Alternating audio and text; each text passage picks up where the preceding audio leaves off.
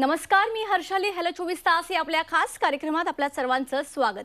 या कार्यक्रमात आपण विविध अर्थ, शिक्षण यांसारख्या विषयांवर चर्चा करत असतो आणि आजचा आपला विषय आहे विदेशात भारतीय मुलांना वैद्यकीय शिक्षणाच्या संधी. डॉक्टर होण्यासाठी फॉरेनमध्ये MBBS करण्याची नेमकी काय प्रोसेस असते, याचा नेमका किती खर्च असतो आणि सगळ्यात महत्त्वाचं हे पूर्णपणे सुरक्षित आहे का, असे प्रश्न अनेकांच्या मनात असतील.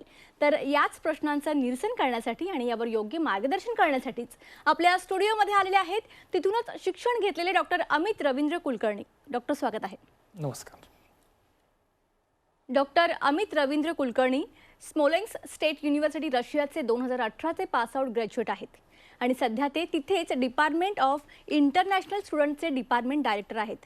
त्यांच्याबद्दल सांगायचं झालं तर ते जालना जिल्ह्यातील एका छोट्या गावातील मिडल क्लास फॅमिलीमधून आहेत आणि आज त्यांनी परदेशात फक्त शिक्षण नव्हे तर तिथल्या मुलांना मार्गदर्शन देखील करतात. ते 13 वर्षांपासून रशियामध्ये आहेत. चला तर मग विषयाला सुरुवात करूयात आणि त्यांच्याकडून अधिक मार्गदर्शन घेऊयात. तर सर, सगळ्यात पहिला म्हणजे वैद्यकीय प्रवेशासाठी आजकाल खूप स्पर्धा आपल्याला पाहायला मिळते आणि त्यामध्येच भारताशिवाय विदेशात जर मुलांना जायचं असेल तर साधारणपणे ती संधी कशी मिळू शकते? वैद्यकीय क्षेत्रामध्ये जर आपण स्पर्धेचा जर विचार केला तर खरोखर स्पर्धा तर खूपच आहे आणि गेल्या काही वर्षांपासून ही कॉम्पिटिशन ही वाढतच आहे. याचं कारण जर आपण बघितलं तर 12वी नंतर आपल्या सर्वांना माहितीच आहे की MBBS प्रवेशासाठी आपल्याला नीटची एक्झाम देणं ही सध्या कंपल्सरी आहे आणि साधारणतः दरवर्षी नीट देणारे जे विद्यार्थ्यांची संख्या जर आपण बघितली तर जवळपास 15-16 लाखांपेक्षा पण जास्त विद्यार्थी दरवर्षी नीट देतात आणि त्या तुलनेने MBBSचे भारतामधले जे सीट्स आहेत या खूपच कमी आहे.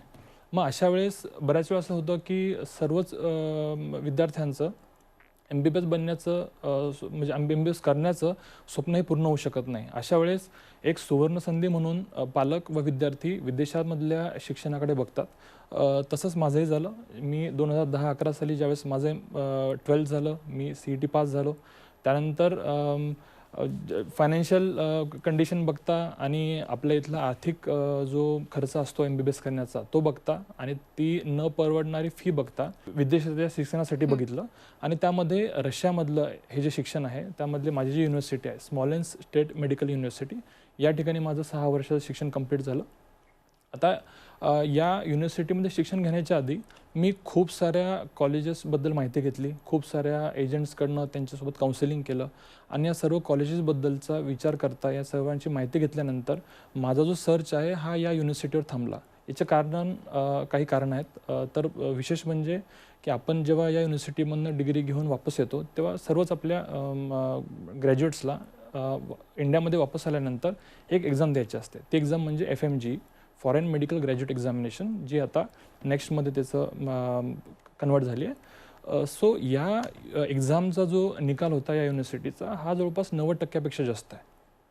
मग त्यामुळे म्हणजे आपल्याकडे गॅरंटी असते की चल आपण या युनिव्हर्सिटीमध्ये शिकल्यानंतर जेव्हा आपण वापस येतो तेव्हा सहजरित्या आमचे जे ग्रॅज्युएट्स आहेत या फर्स्ट अटेम्प्टमध्ये एक्झाम पास करतात. दुसरा म्हटल्यानंतर या युनिव्हर्सिटीमधली फीज आहे ही फिक्स असते पूर्ण 6 वर्षांसाठी. त्यामुळे एक मिडल क्लास फॅमिलीमध्ये बिलॉंग करत असल्यामुळे मला फीजचा पण आम्हाला विचार करावा लागला, माझ्या वडिलांना या गोष्टींचा विचार करावा लागला आणि 6 वर्षभर या कॉलेजची जी फीज आहे ही फिक्स असते. ही आपल्याला पूर्वताच ॲडमिशन घेण्यापूर्वीच आपल्याला माहीत असते. त्यामुळे आपण पैशांचं व्यवस्थित मॅनेजमेंट करू शकतो आणि या ठिकाणी ॲडमिशन घेऊ शकतो. भारतामध्ये जे शिक्षण पद्धती आहे आणि त्या ठिकाणी जी आहे त्यामध्ये नेमकं काय डिफरन्स आहे? बघा, फरक जर म्हटला तर तसा सिलेबसमध्ये काही फरक नाही. त्यातल्या जसं मी आता जस्ट सांगितलं की माझी जी युनिव्हर्सिटी आहे स्मॉलेन्स्क स्टेट मेडिकल युनिव्हर्सिटी, या ठिकाणी जेव्हा मी ॲडमिशन घेतली तर सर्वप्रथम आपल्याला कळायला पाहिजे की ही जी युनिव्हर्सिटी आहे ही रशियन गव्हर्नमेंटची युनिव्हर्सिटी आहे. WHO ची मान्यता प्राप्त असल्यामुळे भारताचे जे NMC आहे, नॅशनल मेडिकल कमिशन, याची पण याला मान्यता आहे. त्यामुळे इथनं जी डिग्री आपल्याला मिळते ही भारतातच आणि भारताच्या बाहेर सर्व देशांमध्ये ही अप्रूव्ड असते. आता जर सिलेबसचा आपण जर विचार केला तर भारतामध्ये आणि रशियामध्ये हा सिलेबस पूर्ण सेम आहे. इनफॅक्ट आपले जे विद्यार्थी असतात, जेव्हा मी स्वतः स्टुडंट होतो तेव्हा आपण भारतामधल्याच जे बुक्स असतात हे आपण रेफर करायचो. भारतातल्या ऑथरचेच मुलं बुक्स रेफर करतात.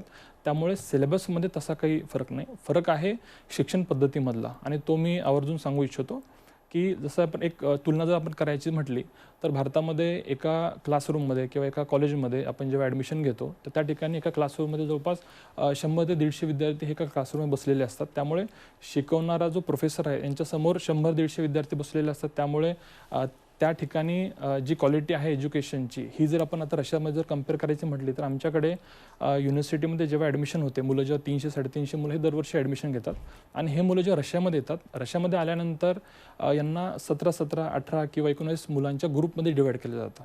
याचा अर्थ एका क्लासरूममध्ये आमच्याकडे फक्त 18 किंवा 19च मुलं असतात. त्यामुळे एज्युकेशनची जी क्वालिटी आहे ही खूप चांगली आहे. शिक्षकांचं एक पर्सनली लक्ष असतं स्टुडंट्सकडे. स्टुडंट पण एक पर्सनली लक्ष देऊ शकतात, समजून घेऊ शकतात, त्यांना डाऊट्स विचारायला बिलकुल हेजिटेशन होत नाही आणि यामुळे मुलांना काय एक थोडंसं चांगलं एन्व्हायरमेंट त्या ठिकाणी मिळतं आणि ते अभ्यासाकडे चांगलं लक्ष देऊ शकतात आणि सोबतच आपल्या विद्यार्थ्यांसाठी तिथे जे शिक्षक आहेत हे ऑलरेडी खूप एक्सपिरियन्स आहेत. या युनिव्हर्सिटीला जवळपास 2002 पासून इंडियन विद्यार्थी शिकत आहेत. त्यामुळे तिथल्या शिक्षकांना जवळपास 20-25 वर्षांचा एक दांडगा अनुभव हा आहे आणि याचा विचार करता शिक्षक हे विद्यार्थ्यांकडे खूप चांगलं लक्ष देतात, खूप चांगलं टॉपिक समजून सांगतात, त्यांच्या अडचणी त्यांना माहीत असतात, ते सॉल्व्ह करण्यामध्ये मदत करतात. तर याच अनुषंगाने स्मोलेन्स्क स्टेट मेडिकल युनिव्हर्सिटीचे कुलगुरू डॉक्टर RC काझलोव यांची प्रतिक्रिया आपल्यापर्यंत आलेली आहे, ती पाहूया.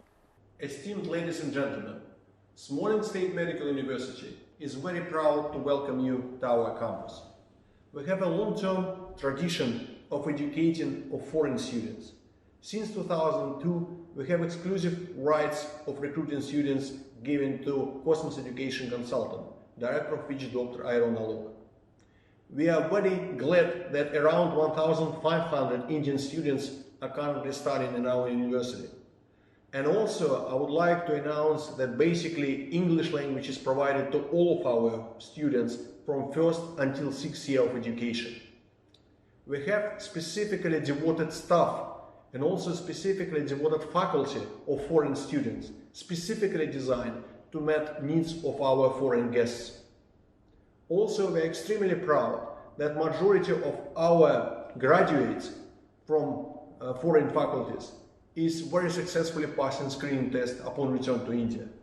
Historically, Russian Federation and India have a very long-term friendly tradition. And again, we are delighted that Indian students are choosing our university. We trying to provide the best possible conditions for studying. We have specifically devoted students hostel specifically designed for needs of Indian students.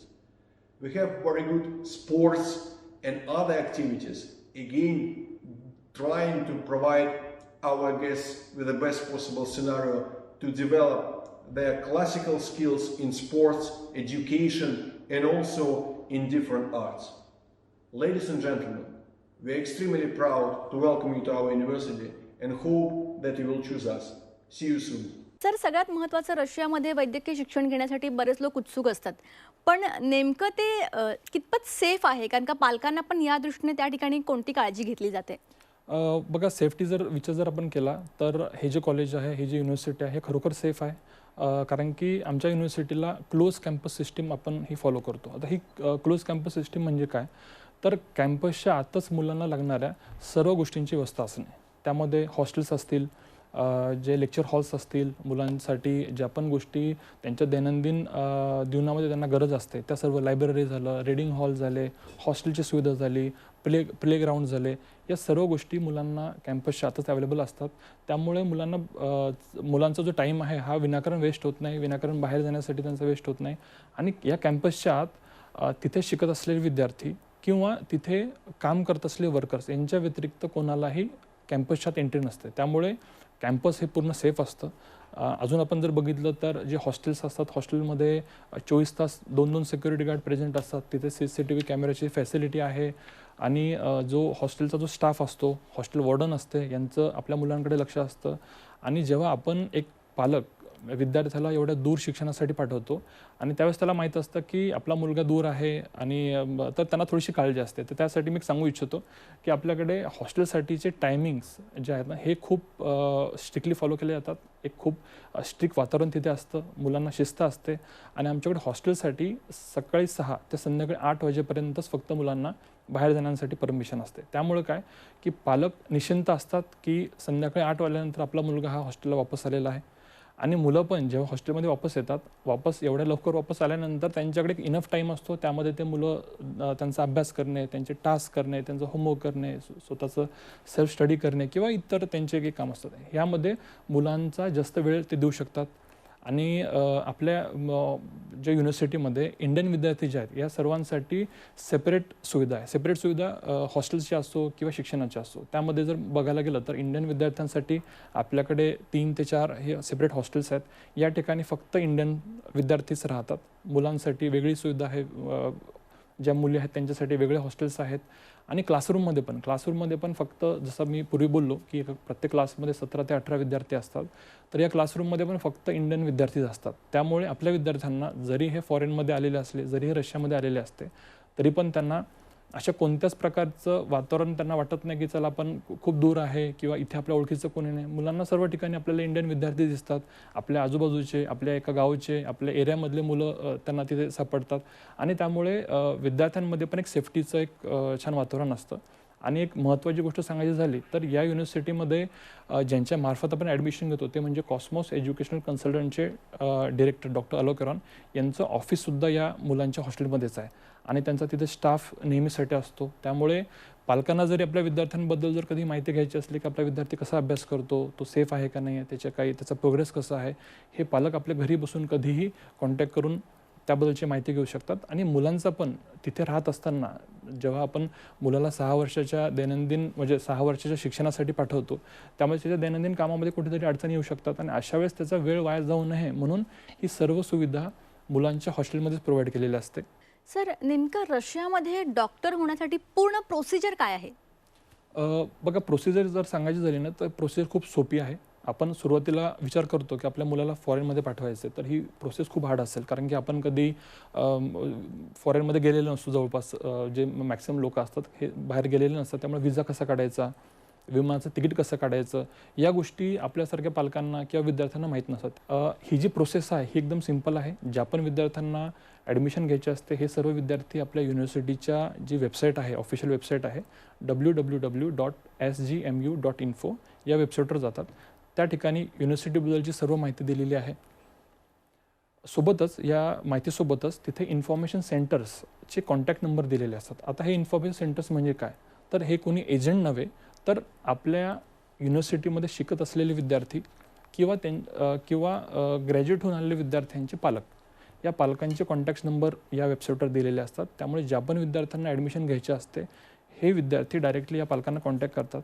ज्यांचे विद्यार्थी already शिकत आहेत किंवा शिकून आलेले आहेत त्यांना या पूर्ण प्रोसेसचा, युनिव्हर्सिटीचा पूर्ण अभ्यास झालेला असतो, त्यांना माहिती असते. त्यामुळे ते नवीन येणाऱ्या मुलांना ही सर्व माहिती देऊ शकतात. आणि सोबतच जी प्रोसेस असते पूर्ण, त्यामध्ये विजाची असो, एअर तिकीट काढून देण्याची असो, ही सगळी काही आपली कॉस्मॉसच्याच मार्फत केल्या जाते. त्यामुळे आपल्याला घर बसल्या सर्व इन्फॉर्मेशन, सर्व प्रोसेस ही आपल्याला घरात राहून मिळते. आपल्याला त्यासाठी कुठे जाण्याची गरज पडत नाही. आणि ही जी प्रोसेस आहे ही पूर्ण आपल्याला एक प्रोफेशनल्सकडनं ही पूर्ण हँडल केल्या असल्यामुळे आपल्याला सर्व काही इझिली करता येत आहे. नक्कीच. तर डॉक्टर अमित कुलकर्णी यांच्यासोबत आमची ही चर्चा अशीच चालू राहणार आहे. अजूनही बरंच यांच्याकडून जाणून घेणार आहोत. इथे एक छोटासा ब्रेक घेऊया, लगेच परत येऊया. ब्रेकनंतर आपल्या सर्वांचं पुन्हा एकदा स्वागत. विदेशामध्ये भारतीय मुलांना वैद्यकीय शिक्षणाच्या कोणत्या संधी आहेत यावर आपण डॉक्टर अमित कुलकर्णी यांच्यासोबत चर्चा करत होतो. तर पुन्हा एकदा विषयाकडे वळूयात. तर सर, प्रत्येक पालकाला वाटत असतं आपल्या मुलाने डॉक्टर व्हावं, चांगलं शिक्षण घ्यावं, पण तो खर्च जो असतो तो प्रत्येकाला परवडणारा नसतो. तर विदेशात काय सिच्युएशन आहे? बघा, खर्च जर करायचं म्हटलं तर खरोखर पालकांच्या समोर हा खूप मोठा प्रश्न असतो. आणि काय म्हणते का, आपल्याकडे मराठीमध्ये एक म्हण आहे की आपल्याला सगळी सोंग घेता येतात पण पैशाचं सोंग घेता येत नाही. तर ह्यामुळे मी सांगू इच्छितो की जे फॉरेनमध्ये आपल्या या युनिव्हर्सिटीचा जर खर्च झाला तर हा जवळपास एक $6,000 आसपास, म्हणजे इंडियन रुपीजमध्ये जर आपण विचार केला तर जवळपास 4.5 लाख, 4.25 लाखाच्या आसपास हा खर्च असतो. आणि हा पूर्ण 6 वर्षभर जो आहे हा दरवर्षी आपल्याला टप्प्याटप्प्याने दरवर्षी ही जी फीज आहे ही आपल्याला द्यायची असते. त्यामुळे ॲडमिशन घेणाऱ्या पालकांना ऑलरेडी माहीत असतं की आपल्या विद्यार्थ्याची फी किती आहे, जी फीज आहे. आणि मेन पॉईंट म्हणजे हा की ही जी फीज असते ही फिक्स आहे, ही कधी बदलत नाही. त्यामुळे मध्यमवर्गीय कुटुंबातल्या पालकांना विद्यार्थ्यांना ज्यांना पण ॲडमिशन घ्यायचं असतं त्यांना पूर्वीपासून माहीत असतं की आपली फीज आहे ती कधी बदलत नाही. त्यामुळे ते त्याच्यानुसार पैशांचं नियोजन करू शकतात. आणि त्यामुळे काय की त्यांना आणि सोबतच जी युनिव्हर्सिटी आहे ही आपली गव्हर्नमेंटची युनिव्हर्सिटी असल्यामुळे त्याला लोन सुविधा मिळते. आणि तसंच कॉस्मॉस एज्युकेशन कन्सर्नचे डॉक्टर आलोक एरॉन जे आहेत यांच्यामार्फत आपल्याला स्कॉलरशिप पण दिली जाते. जे पण मुलं तिथे येऊन चांगला अभ्यास करतात, एक्सलंट मार्क्स घेतात, अशांना आलोक सरांच्या आईवडिलांच्या प्रित्यर्थ जे आलोक सर हे जी स्कॉलरशिप देतात ही स्कॉलरशिप मिळते. आणि दरवर्षी आपल्याकडे जवळपास 100 ते 150 विद्यार्थ्यांना ही स्कॉलरशिप मिळते. त्यानुसार त्यामुळे मी म्हणू शकतो की विद्यार्थ्यांनी आणि पालकांनी जेव्हा पण आपण या युनिव्हर्सिटीबद्दल विचार करतो तेव्हा तुम्ही बिनधास्तपणे या गोष्टीचा विचार करा. आणि जे आहे मी जसं सुरुवातीला पण बोललो की एज्युकेशन पूर्ण इंग्लिश मिडियममध्ये आहे, सुरक्षित आहे, कॅम्पस चांगला आहे आणि सर्व मुलांची जी काळजी असते ही कॉस्मॉसकडनं, युनिव्हर्सिटीकडनं, त्यांच्या ॲडमिनिस्ट्रेशनकडनं घेतल्या जाते. त्यामुळे आपले पालक आणि विद्यार्थी हे बिनधास्त राहून पूर्ण प्रोसिजर आणि तिथलं शिक्षण घेऊ शकतात. नक्कीच.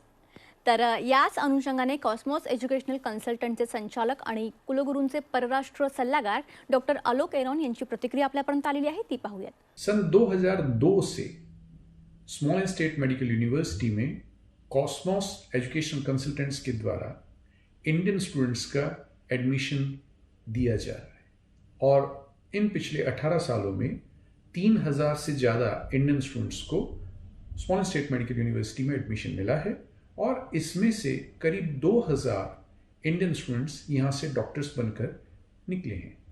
यहाँ से निकले हुए डॉक्टर्स, इंडियन डॉक्टर्स, पूरी दुनिया के करीब करीब सभी देशों में फैल चुके हैं और हमारा नाम रोशन कर रहे हैं.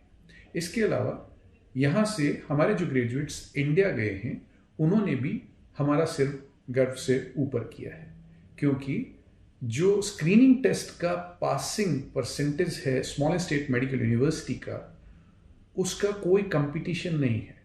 क्योंकि Smolensk state medical university के ग्रेजुएट्स 92% पासिंग परसेंटेज दे रहे हैं फर्स्ट अटेम्प्ट में इंडिया के स्क्रीनिंग टेस्ट में. ये कंपैरेटिवली देखा जाना चाहिए. सो दूसरे जो मेडिकल यूनिवर्सिटीज़ हैं वहाँ से पास करके आने वाले स्टूडेंट्स 23-24% से ज़्यादा रिजल्ट नहीं दे पा रहे. इस साल जिन भी इंडिया के बच्चों को एडमिशन इस मेडिकल यूनिवर्सिटी में मिल रहा है उन सभी की फीस में $500 की सब्सिडी देना अनाउंस हुआ है. स्मॉल स्टेट मेडिकल यूनिवर्सिटी में 3 हॉस्टल्स हैं जो सिर्फ इंडिया के बच्चों के लिए हैं. उनमें से गर्ल्स हॉस्टल अलग है, बॉयज़ हॉस्टल अलग है. इसके अलावा एक इंडियन मेस हमारे कैंपस में काम कर रही है जिसमें कि 3 इंडियन कुक्स काम कर रहे हैं. इसमें सिर्फ इंडियन बच्चों के लिए खाना बनता है और 2 तरह की ये मेस काम कर रही है, प्योर वेजिटेरियन मेस और नॉन वेजिटेरियन मेस.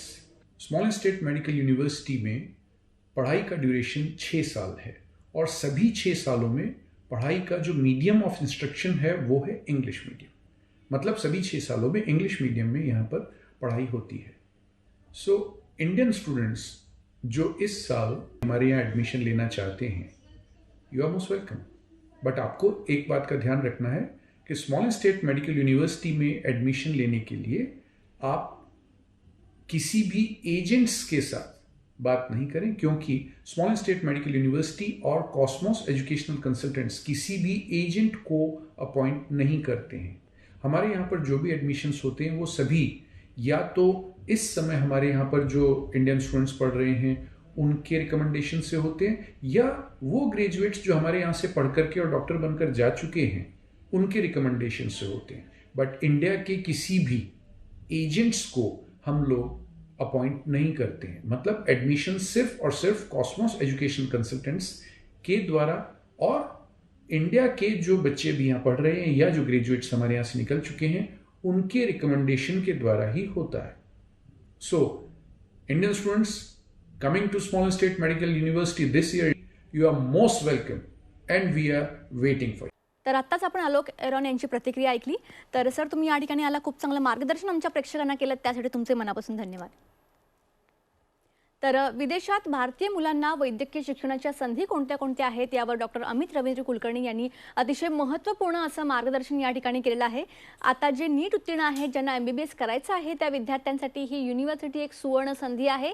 ज्या विद्यार्थी पालकांना याविषयी अधिक माहिती हवी असेल तर जी वेबसाईट तुम्हाला स्क्रीनवर दिसते त्यावरून तुम्ही अधिक माहिती घेऊ शकता. कार्यक्रमात आता वेळ झाली इथेच थांबण्याची. ताज्या बातम्यांकरिता पाहत रहा झी 24 तास.